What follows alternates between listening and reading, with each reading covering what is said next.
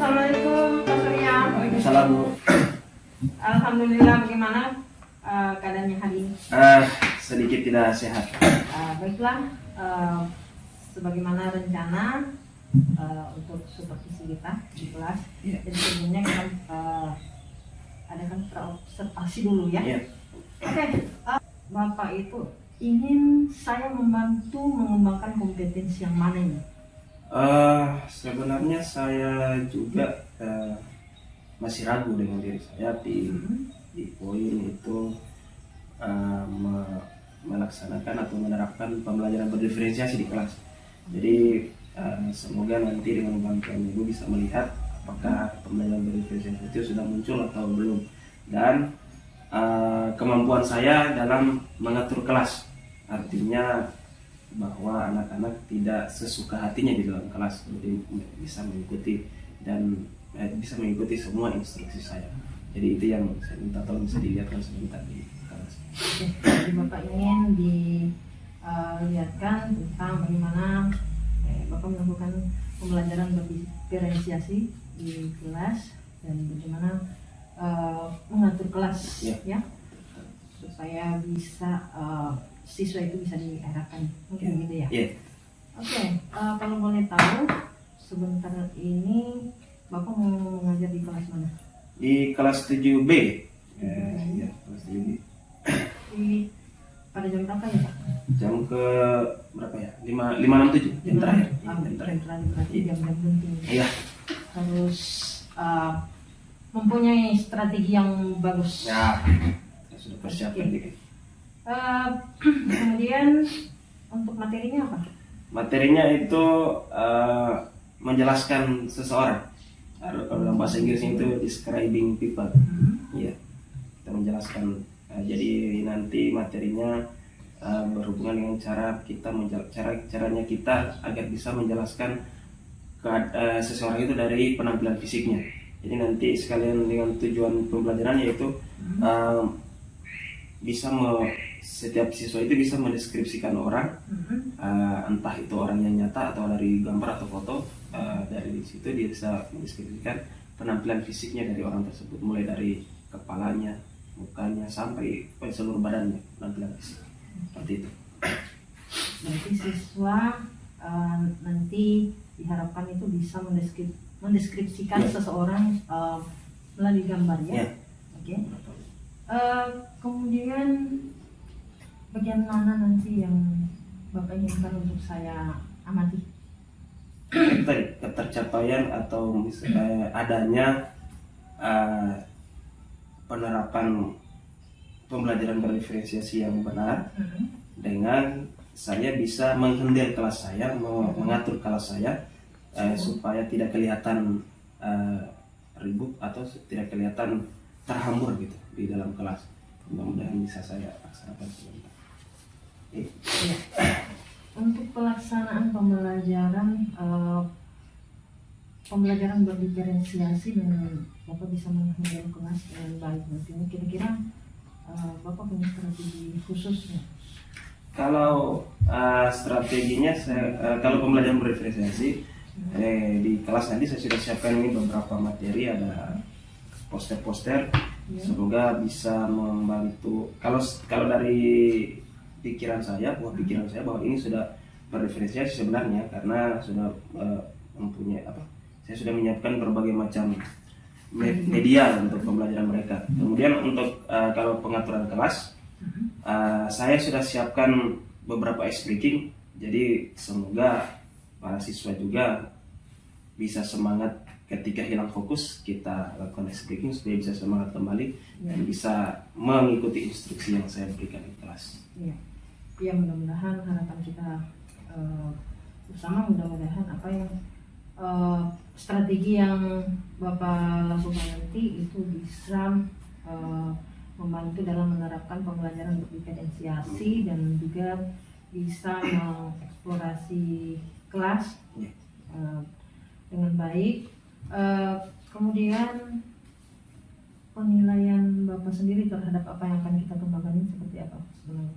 Ya, ini saya masih ragu-ragu sebenarnya dengan kemampuan saya menerapkan pembelajaran berdiferensiasi ini. Walaupun selama ini mungkin sudah saya berikan kita di dalam kelas sudah sering saya kasih nonton video anak-anak, tapi saya masih ragu apakah sudah itu yang diinginkan dalam pembelajaran berdiferensiasi atau masih ada lagi yang kekurangan lain. Begitupun dengan pengaturan kelas, sudah sering sudah bisa diam, tapi saya masih ragu apakah diamnya itu karena memang mereka antusias untuk belajar dan mengikuti instruksi saya, atau hanya diam-diam saja tanpa melakukan sesuatu pun di kelas gitu. Oke. Berarti kalau misalkan dari angka atau rentang 1 sampai 10, kira-kira penilaian Bapak terhadap diri sendiri tentang apa yang akan dikembangkan nanti ini, tentang pembelajaran diferensiasi dan kemampuan Bapak untuk menghandle kelas, membentuk kelas, itu kira-kira berada di angka berapa? Kalau mau dinilai nilai diri sendiri baru sampai di angka 5, baru setengahnya. Jadi masih, iya, kalau saya nilai sendiri masih jauh dari kata mendekati sempurna. Oke, tapi harapan kita mudah-mudahan setelah pelaksanaan ini ada satu progres ya, yang bisa mungkin lebih baik lagi ke depannya.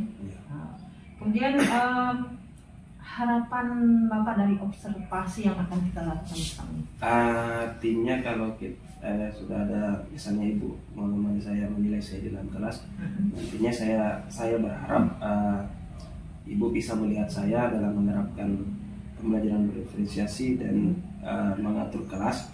Nantinya ibu bisa memberikan masukan kepada saya bagaimana caranya melaksanakan ini dengan baik dan benar, dan bisa nanti ibu memberikan refleksi dan masukan kepada saya untuk lebih baik dalam menerapkan pembelajaran berdiferensiasi dan pengaturan kelas ini.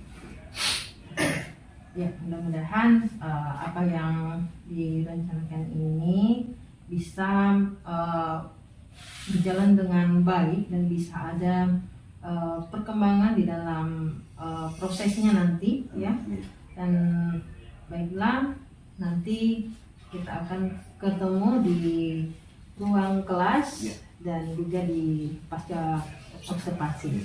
Ya, oke, terima kasih Pak Surya. Sama-sama Bu, terima kasih. Assalamualaikum. Waalaikumsalam. Ready?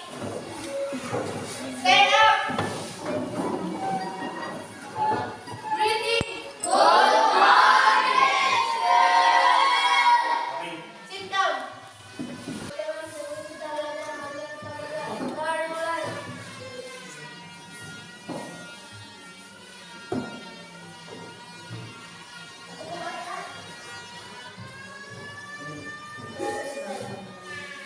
Terima kasih, Sarul. Oke, apa kabar kalian hari ini? Siapa yang tidak hadir? Adi Dwi, kenapa? Hah? Hari ini kita akan belajar tentang cara menjelaskan atau mendeskripsikan orang. Ya, menjelaskan atau mendeskripsikan orang. Kalau kamu sudah lihat di sekelilingmu, sudah yang tempel-tempel, ada matanya orang, ada kepalanya, ada bibirnya, ada pokoknya semua. Menjelaskan orang dari penampilan fisiknya. Jadi apa yang kamu lihat dari atas kepala sampai ke kaki, dari ujung kepala sampai ujung. Juga dijelaskan di gambar yang ditempel itu caranya menanyakan bagaimana dan cara menjawabnya ketika menjelaskan penampilan fisik seseorang. Tapi sebelum itu mari kita nonton terlebih dahulu video ya, cara menjelaskan orang tersebut. Diperhatikan baik-baik, dilihat baik-baik supaya karena nanti di akhir kamu akan menjelaskan di depan kelas sendiri. Caranya bagaimana Pak Guru? Kan yang nonton video baik-baik, sebentar kamu berkeliling kelas juga melihat caranya bagaimana. Nanti yang akan kamu jelaskan adalah nih. Ada gambar banyak, ada gambar pemain bola, ada artis, ada presiden dan wakil presiden. Yang kamu pilih sebentar, siapa yang kamu mau jelaskan atau mau jelaskan secara penampilan? Gimana sekarang kita nonton videonya ya?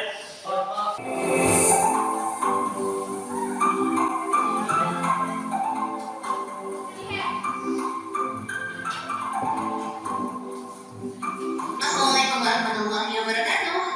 Welcome to Active Station. Belajar satu perubahan ala legal sehat. Be fun. Hello, things people. Today we are going to study about describing persons. Hari ini kita akan belajar tentang mendeskripsikan orang. Apa saja sih yang perlu kita deskripsikan? Yang pertama adalah physical appearance atau hidung mancung. Hair, rambut. Short hair, rambut pendek. Long hair, rambut panjang. Bob, botak. Curly hair.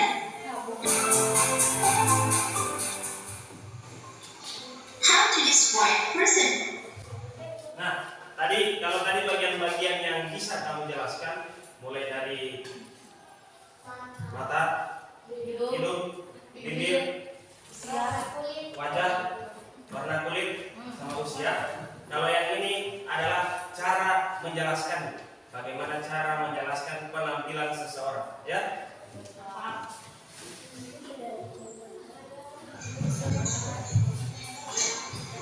Dalam bahasa Indonesia, ketika kita ingin mengatakan seperti apa dia, maka kita bisa menggunakan kata what does she or he look like? What does she or he look like? She itu digunakan untuk pria perempuan, sedangkan he digunakan untuk laki-laki. Deskripsikan dengan lebih samping. What does she look like? Seperti apa dia? Yang pertama kita lihat dulu.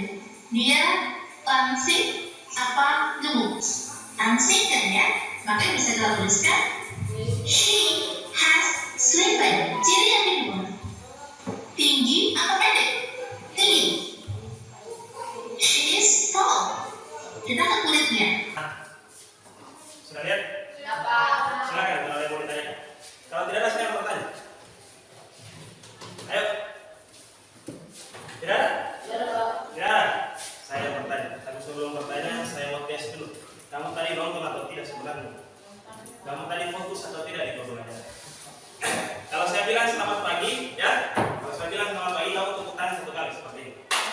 Ya. Kalau saya bilang selamat siang, kamu tepuk tangan dua kali. Kalau saya bilang selamat sore, tepuk tangan tiga kali. Kalau saya bilang selamat malam, kita tepuk tangan. Oke? Siap? Selamat pagi. Selamat sore. Selamat siang. Sebentar, dua orang tidak konsentrasi dan kayaknya tidak nonton tadi. Sebentar saya tanya. Ulangi sekali lagi. Selamat sore. Selamat pagi. Selamat malam. Nah, saya bilang selamat malam tidak pakai suara. Oh, banyak yang tidak perhatikan. Ya. Sekarang pertanyaannya. Apa tadi bahasa Inggrisnya? Muka, wajah, face. Apa tadi bahasa Inggrisnya? Tinggi, tinggi. Sekarang saya bagi per kelompok, ya. Bertiga satu kelompok, ya. Sana lagi bertiga satu kelompok. Ini juga bertiga satu kelompok. Ini berdua saja.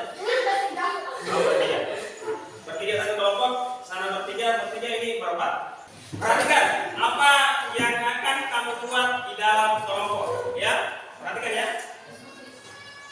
Di dalam kelompok nanti sebentar kamu akan berkeliling melihat semua gambar yang ada yang sudah ditempel di dinding. Jadi bergiliran, mulai dari sana ke sana ke sana ke sana. Jangan ada dua kelompok melihat satu gambar.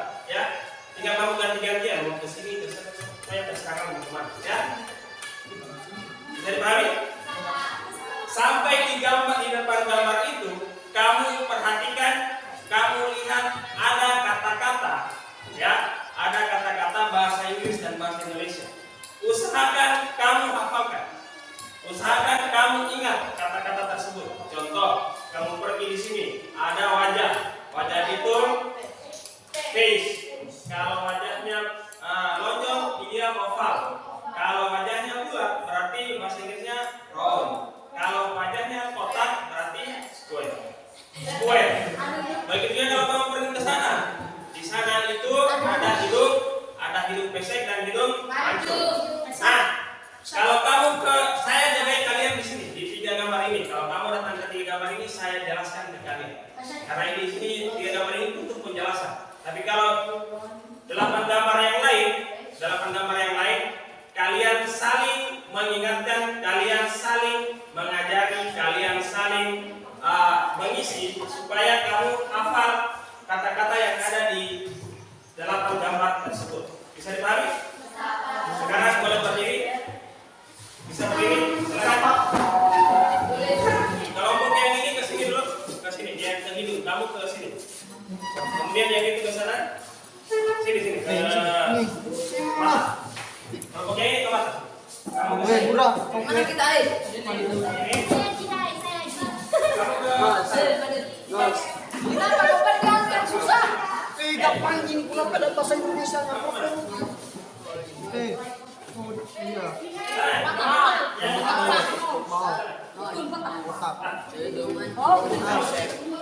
Panjang.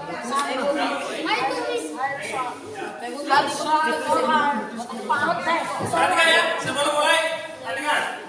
Masing-masing 1 menit. Setelah 1 menit saya tepuk tangan, kalian berpindah. Pindahnya 1 gambar saja. Contohnya, kalau saya sudah tepuk tangan, nanti yang ini pindah ke sini, yang ini pindah ke sini, pokoknya pindah 1 gambar. Ya?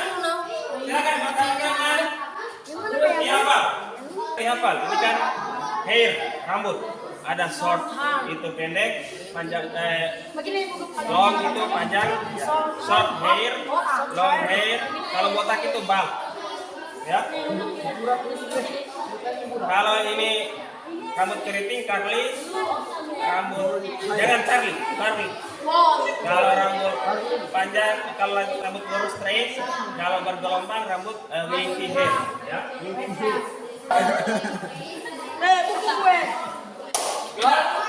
Pindah.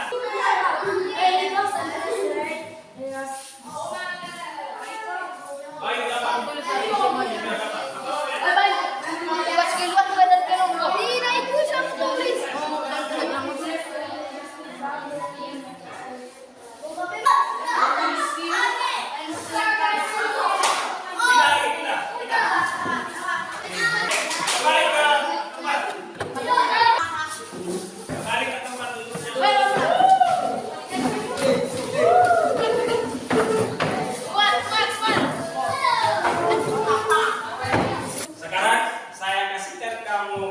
kamu pilih salah satu gambar, kamu lihat mukanya seperti apa, hidungnya dia bagaimana, kulitnya dia bagaimana, ya.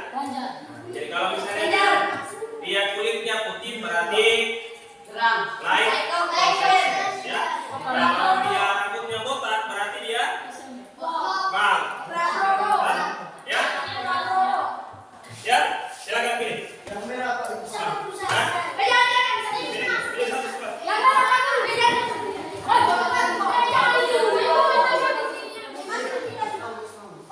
Kelompok sudah dapat 1 gambar. Di gambar itu tugasmu adalah menjelaskan orang yang ada di gambar tersebut.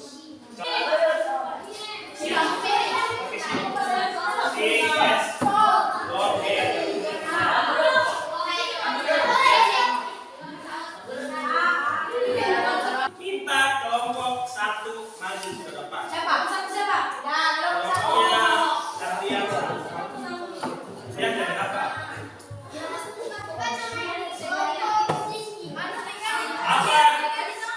Bagaimana siapa dia? Ya, siapa dia? Kemudian kamu jelaskan bagaimana penampilannya dia. Ada sudah tulis, silakan. Assalamualaikum warahmatullahi wabarakatuh.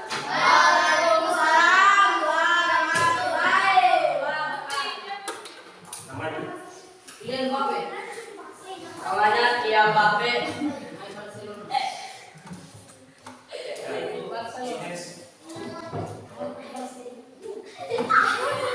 Short,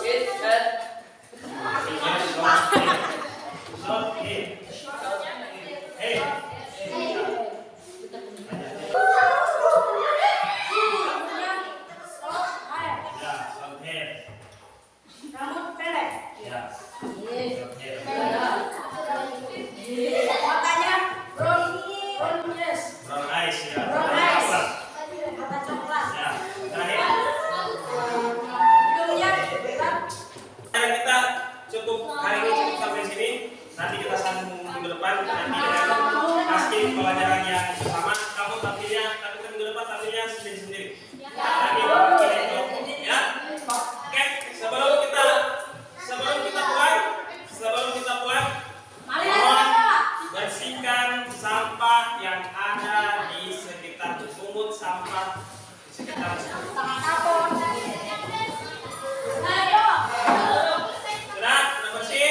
Sekarang sebelum kita pulang, saya mau satu orang dari sini, satu orang dari sini, satu orang dari antara 6 orang ini untuk berdiri dan menyampaikan perasaan hari ini, pelajaran hari ini, dan apa yang kamu dapatkan dan apa yang kamu sudah pelajari hari ini.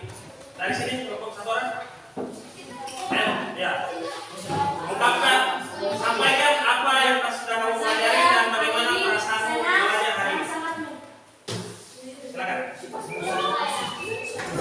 Ibrahim. Dari kelas 7. Bagaimana perasaanmu hari ini dan apa yang pelajaran apa yang sudah kamu pelajari hari ini?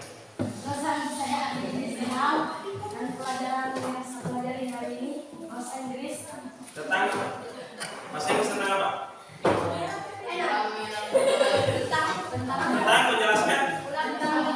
Jelaskan kita semua ini. Sampai jumpa di depan. Ingat untuk depan pasti kayak gini dan tampilnya di depan bukan lagi berkelompok tapi sendiri ya. Terima kasih. Assalamualaikum warahmatullahi wabarakatuh. Assalamualaikum warahmatullahi wabarakatuh.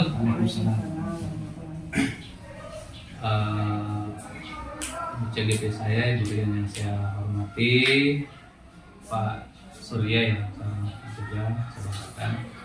Pertama-tama marilah selalu kita manjatkan puji syukur kehadirat Allah Subhanahu Wa Taala karena pada pagi hari ini kita masih diberikan kekuatan, kesehatan, kesempatan sehingga pada hari ini kita bisa berjumpa kembali di PI 5 ya, terkait dengan dialog pasca observasi pembelajaran. Nah, olehnya itu saya di sini hanya ingin menyampaikan bahwa kehadiran saya ini hanya ingin menyaksikan terkait dengan observasi pembelajaran yang dilakukan durian di kelas Pak Surya ya, dan saya ingin mengetahui apa-apa saja atau praktik baik apa saja yang sudah dilaksanakan di kelas oleh Pak Surya dan tingkat keberhasilannya. Olehnya itu waktu dan tempat saya serahkan ke Ibu Rian. Silakan Ibu Rian. Ya, terima kasih. Assalamualaikum Pak Surya. Waalaikumsalam. Ya, alhamdulillah setelah beberapa waktu yang lalu kita melaksanakan pra-observasi dan observasi. Hari ini kita akan melakukan pasca observasi. Setelah melaksanakan observasi, bagaimana perasaan yang Bapak rasakan pada saat observasi berjalan? Ya, berkaitan dengan observasi, pertama saya senang karena ada teman yang bisa melihat apa yang saya lakukan di kelas, tapi tidak bisa juga saya pungkiri bahwa perasaan deg-degan itu ada. Kenapa? Karena di dokumentasi, artinya ada video, bukan cuma foto, tapi gambar yang bergerak. Jadi semua apa yang saya lakukan di dalam kelas pasti akan terekam. Jadi saya senang sebenarnya, tapi deg-degan juga di sisi itu. Jadi perasaannya senang ya, karena ada teman yang menyaksikan. Yang bisa menjelaskan. Ya, tapi sekaligus deg-degan juga ya, karena kegiatannya didokumentasikan. Oke. Berkaitan dengan area pengembangan yang pada waktu itu kalau tidak salah area pengembangannya itu ada 2 ya, yang penerapan berdiferensiasi, pembelajaran berdiferensiasi dan pengaturan kelas. Ya. Nah, apakah sudah ada peningkatan dari sebelumnya? Masalah pengaturan kelas ya ada peningkatan karena dibandingkan dengan pembelajaran sebelumnya yang belum mengenal pembelajaran berdiferensiasi, sudah ada peningkatan di mana murid antusias Kenapa antusias? Karena ada pengelompokan, ada pembelajaran mereka berkeliling kelas, jadi tidak monoton hanya guru yang menyampaikan. Juga ada video yang mereka nonton, video pembelajaran, video materi pembelajaran yang mereka nonton. Jadi ada sumber materi, sumber media mereka banyak, ada 3. Jadi mereka tingkat antusiasme siswa dalam belajar itu meningkat karena adanya 3 media tadi. Gitu. Jadi di situ yang meningkat. Berarti dengan kata lain, penerapan pembelajaran dan diferensiasi ini menurut Bapak ini cukup berhasil ya? Ya. Hambatan apa yang muncul pada saat proses observasi di kelas? Murid yang tidak mengikuti arahan dari guru. Jadi misalnya kita sudah disuruh berkelompok, tapi cuma beberapa orang saja yang aktif di dalam kelompok tersebut. Itu yang sangat terasa sekali. Jadi yang harusnya di kelas itu, bayangan saya pada saat membuat RPP bahwa di kelas itu akan teratur, akan sudah dibikinkan kelompok. Ternyata di dalam kelas masih ribut dan masih bisa dibilang tidak teratur, karena itu tadi ada beberapa siswa di dalam kelompok itu yang tidak aktif di kelompok tersebut setelah diberikan pengelompokan masing-masing. Itu hambatan yang paling saya rasakan. Oke. Berarti adanya murid yang belum mengikuti arahan ini salah satu hambatan dalam pengaturan kelas yang Bapak lakukan. Sekalian pengaturan kelas. Itu menurut Bapak itu penyebabnya apa? Yang paling utama kalau setelah saya refleksi diri setelah mengajar itu, instruksi kelompok kurang jelas dari saya, dan harusnya saya siapkan pengelompokan itu. Setiap anggota kelompok itu ada jelas apa yang dia bikin. Jadi perintahnya bukan per kelompok, tapi per orang di dalam kelompok ada tugasnya masing-masing. Jadi tidak ada lagi baku harap bahwa dia si A saja yang kerja, saya ikut-ikut saja, saya menyontek saja gitu. Jadi mungkin gara-gara itu, jadi saya tidak persiap. Pikiran saya itu setelah saya beri instruksi dalam kelompok, mereka bisa bagi diri sendiri. Ternyata belum bisa diterapkan oleh anak. Jadi instruksi pengelompokannya masih belum tepat misalnya. Oke.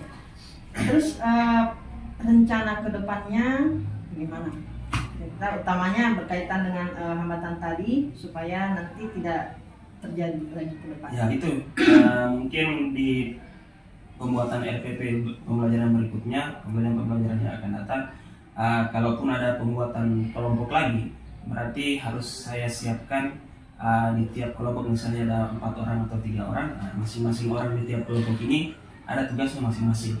Jadi semua punya tanggung jawab yang sama besar, sehingga hasil kerja kelompok ini bisa disatukan dari keempat atau ketiga.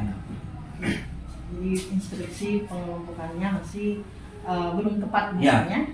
Oke. Terus rencana kedepannya bagaimana?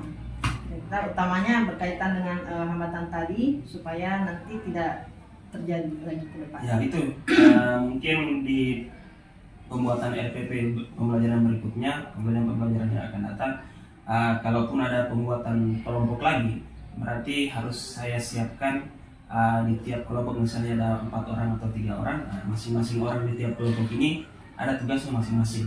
Jadi semua punya tanggung jawab yang sama besar, sehingga hasil kerja kelompok ini bisa disatukan dari keempat atau ketiga anggota kelompok ini, dari semua anggota kelompok ini. Tidak hanya lagi 1 orang saja yang bekerja di dalam kelompok. Itu mungkin yang bisa saya laksanakan. Nanti salah satu upayanya itu adalah bagaimana dalam pengelompokannya nanti Bapak akan berusaha untuk memberikan tugas yang sama rata dengan siswa ya, agar tidak saling mengharap antara satu sama lain. Oke, rencana-rencana tersebut kapan akan dimulai? Pokoknya akan segera dilaksanakan, karena saya sudah rasakan manfaatnya pembelajaran berdiferensiasi ini. Jadi tinggal saya poles yang mana yang kurang, dan akan segera saya rasakan supaya bisa saya lebih maksimal hasil yang saya dapatkan dari pembelajaran berdiferensiasi. Mungkin dalam pembuatan FPP berikutnya saya sudah akan pertimbangkan, saya sudah akan masukkan ini pembagian kelompok dan pembagian peran dalam kelompok. Berarti akan segera dilaksanakan. Kemudian menuju perubahan ke arah yang lebih baik, kira-kira siapa yang bisa Bapak ajak untuk berkolaborasi dalam hal ini? Dalam hal pembelajaran berdiferensiasi ini mungkin saya akan ke kepala sekolah dulu, karena beliau juga pernah memberitahu saya cara melakukan pembelajaran berdiferensiasi itu. Mungkin saya akan ke kepala sekolah dulu supaya berdiskusi terlebih dahulu bagaimana itu pengelompokan yang baik. Nah, kemudian saya akan mengajak guru di sekolah ini, utamanya ke Pak Joko, karena dia juga sudah punya ilmu, sudah punya pengetahuan tentang pembelajaran berdiferensiasi ini. Makanya saya rencananya akan berkolaborasi dengan kepala sekolah dan Pak Joko dalam menyusun RPP ke depan. Rencana yang sangat bagus sekali menurut saya. Selain kepala sekolah, juga merangkul guru untuk diajak berkolaborasi supaya bisa lebih maksimal ya ke depannya. Oke, dari percakapan kita hari ini, apa yang dapat atau apa yang Bapak dapatkan? Dari hasil percakapan kita hari ini, saya utamanya bukan cuma dari hari ini, selama proses observasi ini, saya bisa mengetahui apa yang kekurangan saya selama mengajar di dalam kelas, apa yang masih harus dibenahi selama saya mengajar di dalam kelas, dan apa yang bisa saya lakukan untuk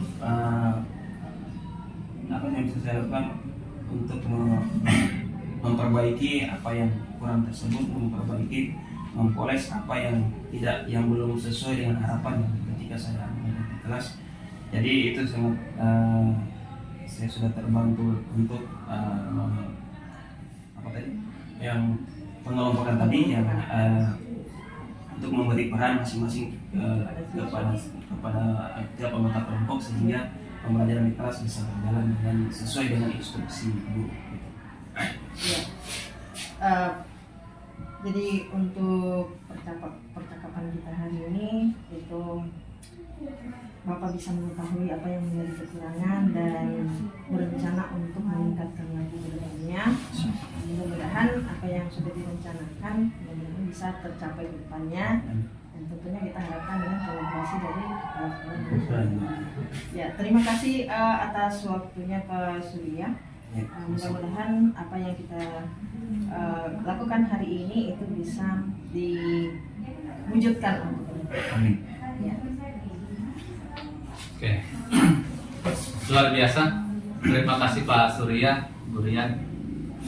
Dari dialog tadi ini ternyata banyak hal yang bisa saya terima, yang bisa saya dapatkan. Luar biasa terkait dengan observasi pembelajaran dilakukan oleh Bu Rian di kelasnya Pak Surya. Saya salut karena percakapan ini mengalir begitu saja, ya. Dan ini akan menjadi pengalaman buat Pak Surya dan Bu Rian, karena dialog ini adalah dialog yang biasa dilakukan oleh kepala sekolah terkait dengan supervisi akademik, ya. Jadi alurnya seperti itu. Siapa tahu inilah pembeda antara yang ikut guru penggerak dengan yang tidak ikut. Nah, yang kepala sekolah yang belum mendapatkan ilmu ini jelas dia akan penasaran bagaimana. Maka insya Allah ke depan mudah-mudahan Bu Rian, Pak Surya bisa menjadi role model untuk di sekolah ini, kemudian di lingkungan sekolah-sekolah yang lain terkait dengan ini. Olehnya itu saya ucapkan sekali lagi terima kasih dan selamat sudah menyelesaikan tugasnya sesuai dengan arahan dari LMS, ya, LMS. Dan bukan saja karena arahan LMS, tapi ini adalah pembelajaran yang luar biasa, yang bisa kita ambil dan hikmahnya luar biasa juga, bahwa seperti inilah nanti proses supervisi akademik, ada perannya, ada observasinya dan dialog, dan ini dilakukan ini terkait dengan supervisi akademik berbasis coaching ya. Jadi bukan lagi yang biasa kita dengar kalau supervisi mencari kesalahan ya, tapi ini bagaimana kita kita tuntun rekan guru yang diobservasi untuk menemukan jawaban sendiri, kemudian dia akan menemukan solusi sendiri atas permasalahan yang didapatkan. Saya kira untuk dari saya cukup. Saya akhiri. Assalamualaikum warahmatullahi wabarakatuh. Waalaikumsalam.